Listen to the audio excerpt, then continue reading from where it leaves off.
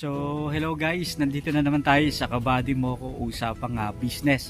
So, kasama natin si Ma'am Catherine po, Catherine Casaol, dito pa rin sa Tigaon, Camarines Sur. So, ngayong araw na to guys, bibisitahin natin yung kanyang baboyan at titingnan natin paano ba tumatakbo yung negosyo na ganyan.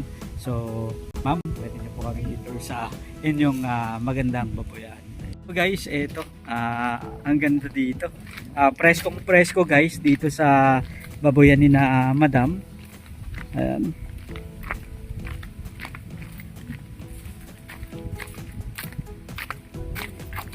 Ito guys yung baboyan nila. Ma'am, etong baboyan nyo po, ilang years na po kayong nagsimula sa pagbababoyan ng ganito? Magto 2 years pa lang. Kumusta naman po ma'am yung journey nyo sa pagbababoyan? Sa ngayon, okay pa naman. Okay pa naman. So, ma'am, noon po, magkailan po yung baboy na inaalagaan nyo? Yung nagsisimula pa lang po kayo? Nagsimula po lang kami, dalawa. Dalawa. Oo. Tapos kasunod na roll out. Patining po yun? Patani. Opo. Tapos yung pagbenta namin, bumili ulit kami ng isa. Isa. Tapos ginawa namin inahin. Inahin. Oo. Tapos yun na. Tapos yun na. Opo. Oo.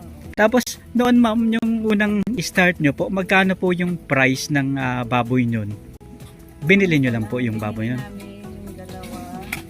Magkano po? 3,000 yata. 3,000 pesos. Tapos yung binenta nyo po ma'am, magkano yung bentahan yung time na yun? Yung time na yun, I think, 140 per kilo yata. 140. Pero mababa pa po yung feeds nyon. Oo, Mababa pa. Tapos ngayon po ma'am, ilan na po yung baboy na alaga nyo? Ito ngayon, yung patanim namin, 10.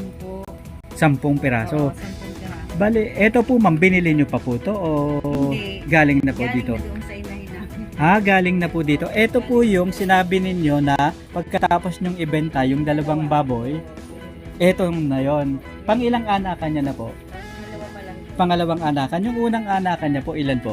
Ito. 7 yung anak. Tapos eto, biglang dumami na po. 12 sana to, kaso namatay yung dalawa. Yung dalawa. Okay. Ma'am, nakikita ko po magaganda po yung baboy ninyo. Paano nyo po ma'am inaalagaan? Ano po yung pakain nyo dito? Yung pakain namin, yung ano, sasabi ko ba? Opo. Yung bimig. Bimig. Oo. Bimig premium po. Oo.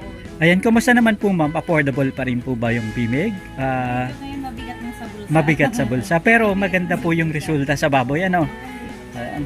Eto ma'am, ilang buwan na po etong mga alaga nyo na baboy? 2 buwan, may 10 araw. 2 months? 2 months and 10 days. Mula po pagkapanganak o pagkawalay? Pagkawalay. Maganda na po ano, ilang ano na lang, pwede na pong ibenta ano. Ma'am, nagbebenta po kayo ng baboy tuwing ilang buwan ba na pag-aalaga? Ang pinakaano namin, 3 months hanggang ano, 3 months, mga 100 days. Mula pagkawalay po. Oo. Ayan, tapos mga ilang sako po ma'am yung nauubos sa bawat isang baboy? Approximate? Yung sa 7 namin, may nakaubos kami doon ng mga nasa 15 sacks.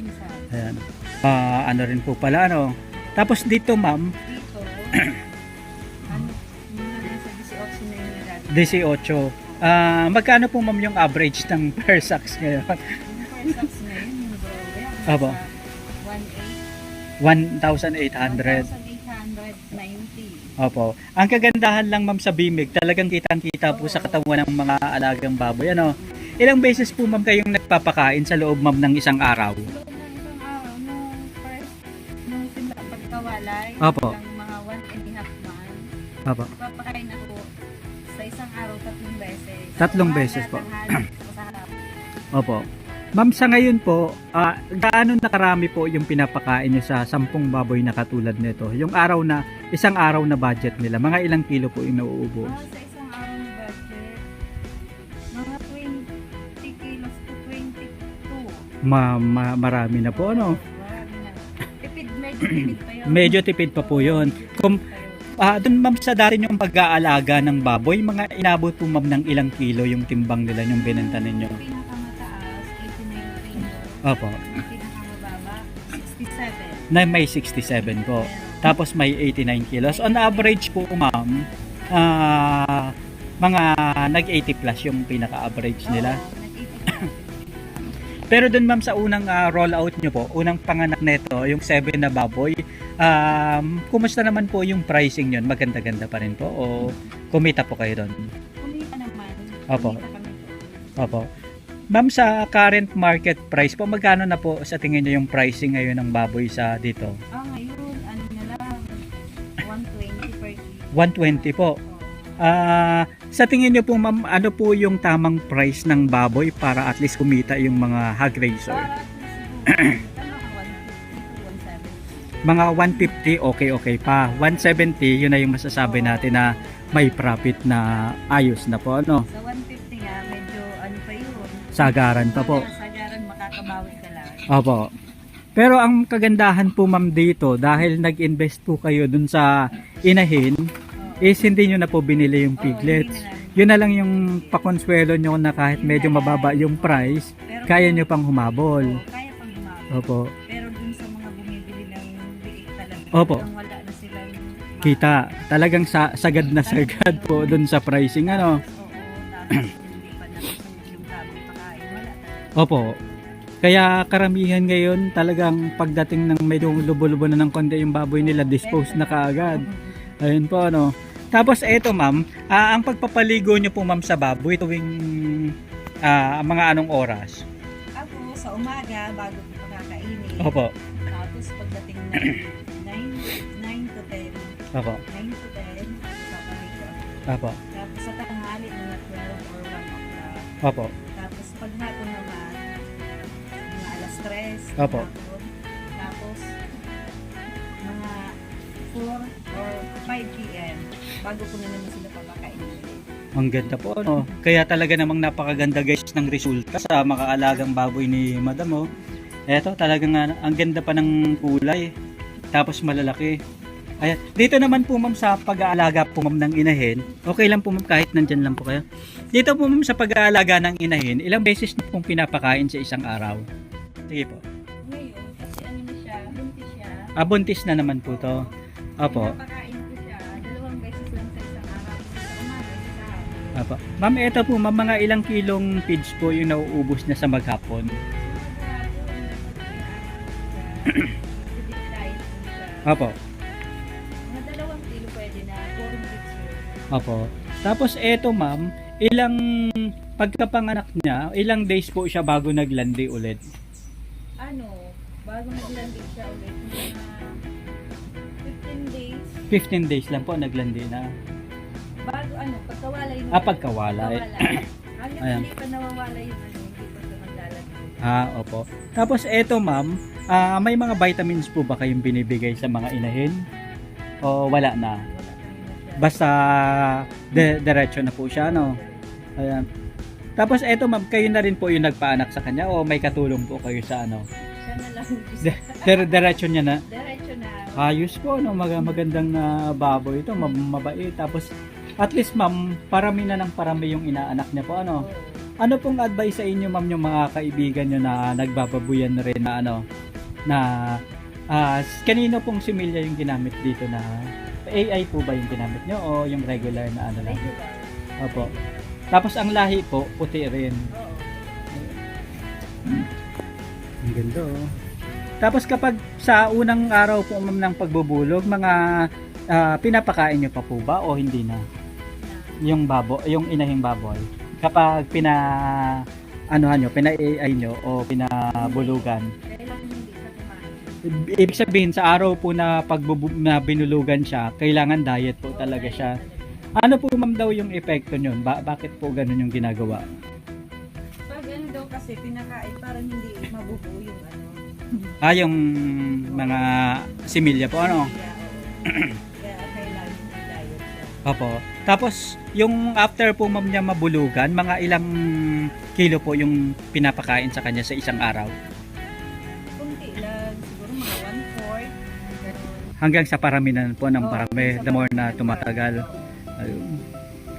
Ma'am, advice nyo po sa mga nagbababuyan rin o mga gustong pumasok sa negosyo ng pagbababuyan, paano po sila nila may pagpapatuloy yung babuyan nila at paano po sila pwedeng kumita?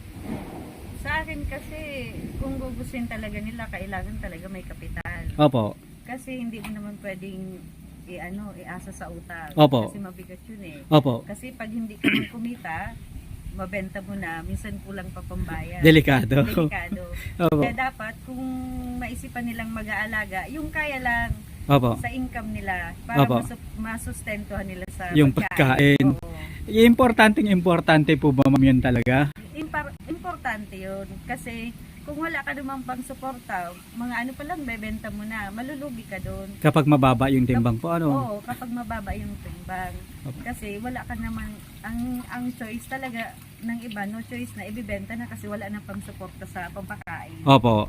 Ayan, yun ma'am yung isa sa mga dahilan kung bakit nalulugi yung ibang Oo, mga yun yung- hog raiser. Oo, kasi pag mangungutang ka ng PAIDS, may porsyento yun. Opo.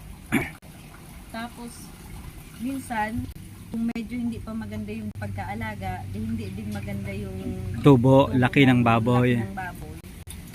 Wala na, lugi ka na doon. Kasi Opo. sa isang baboy, ang pinakamalaking kita mo lang naman dyan is 1K. Opo. Yun na yung pinakamalaki sa isang baboy. Opo. Tapos sa ano naman po ma'am, ano po yung advantage ng meron kayong sariling inahing baboy kumpara sa wala? Ang advantage nun kasi, kumbaga, hindi ka nabibigla na lalabas ng ng kapital. Opo. Kasi meron ka ng inahin. Opo. Mamumuhunan ka lang dyan yung sa board. Opo. Magkano lang yun? 900 pesos. Opo. Yun lang.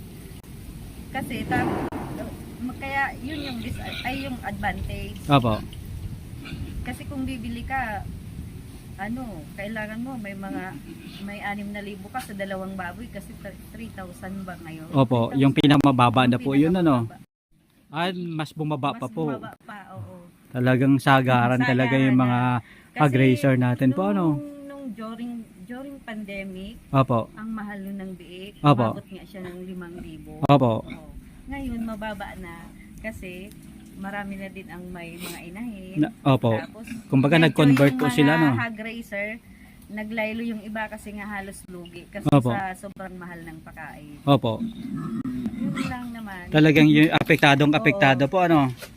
Ang layo nga ng ang mahal ng pagkain sa sobrang sagad ng presyo. Ayan. Tapos sa ganito ma'am, ang market nyo ng mga, di ba halos mga backyard racer lang po Oo. tayo. Isang market nyo ma'am sa ganitong mga pag-aalaga ng baboy, saan nyo po ma'am binibenta? Sa palengke o para katay sa palengke o biyahero?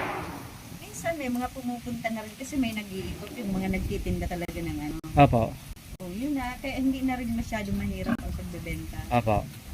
Tapos eto ma'am, saan mas magandang magbenta? Yung sa mga taga dito na o yung sa mga umiikot galing sa ibang lugar? Ang mas maganda yung price ng galing sa ibang lugar kaysa Kumpara yung dito. lang. Opo. Oo. Mas maganda yung binibigay nilang presyo. Opo. So eto ma'am, mga ilang months na lang po ito bago Ito, na lang, mga 3 weeks na lang. 3 weeks Siguro na lang. pwede na siyang Pero dito ma'am sa 3 weeks, mga ilan pa po yung expected nyo na mga mauubos ng baboy na alaga? Sa 3 weeks, expected ko dyan mga mga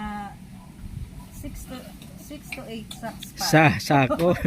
so mga 8 plus, mga 16 kg pa no? Oo, Ayan. 16K pa. Opo. Tapos ang target weight nyo po ma'am sa ganitong alaga, mga bago nyo ibenta, mga ano po yung inaasahan yung timbang? At least 80 kilos.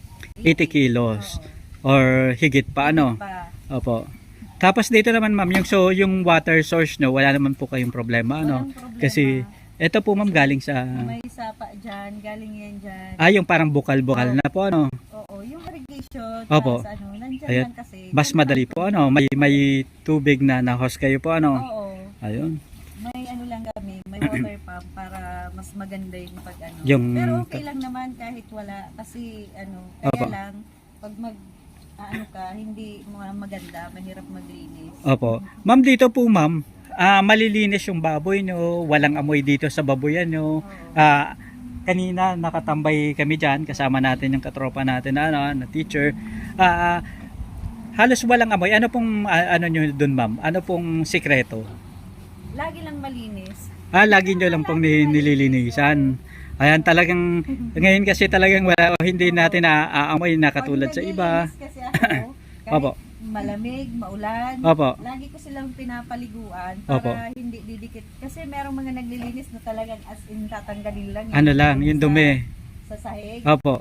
Minsan hindi na pinapaliguan yung baboy. Opo. Ay, hindi yung pwede sa akin. Opo. Ayun. Lagi, bago ko sila papakainin talaga papaliguin ko sila. Opo. Kasi minsan nakaka-apekto din yun sa kanila. Pagkakain sila, malinis sila. Opo. Dapat malinis talaga. Opo. Ma'am, ano po kayo? Wet feeding o dry feeding? Wet. Oh, talagang may tubig, May po. tubig talaga. Pero yung Kasi- pellet po ba yung pakain nyo sa kanila o yung mash? Ano, yung pile. Opo. Tapos tinutubigan po. Ano? Oo. Ano pong advantage nyo, ma'am? Mas maganda pag may tubig kasi siya kasi medyo nakakaano yun sa baboy. Sa Pag dry kasi, medyo ano yun eh, hindi siya maganda. Opo. Kasi yung tubig medyo nakakadagdag din sa weight nila. Ng Opo. Mm. Yun. Ano po ma'am yung sikreto para tumagal sa ganitong negosyo o para magtuloy-tuloy yung negosyo na pagbababoyan? Ang sekreto lang naman is kung talagang gusto mo, Opo. lagi kang may nakalaan na budget. Yun lang talaga. Yun lang talaga. Para at least Oo. sure ball na Oo. continue. Ano? Oh, sure ball na Ayan. continue. Yun lang naman talaga yung pinaka-hindrance. Opo. Kahit sa anong negosyo naman. Opo. Oo. Ayan. Ma'am, maraming salamat po sa pagsama niyo sa amin ngayong araw na to. Thank you very much po sa pag-share sa amin ng inyong babuyan at syempre dagdag kaalaman. Thank you very much po, ma'am. Good luck po sa business.